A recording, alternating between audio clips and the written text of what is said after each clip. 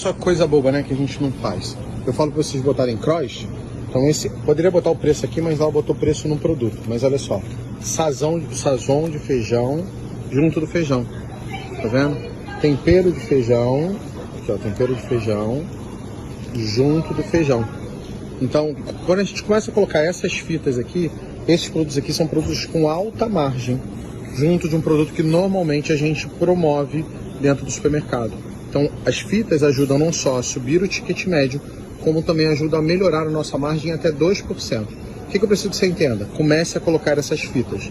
Então, isso aqui é uma ideia do vídeo. Feijão com sazon, feijão com tempero de feijão. Nesse caso, você pode colocar em cima, por exemplo, a panela de pressão, que nesse caso aqui ela está em frente ao feijão.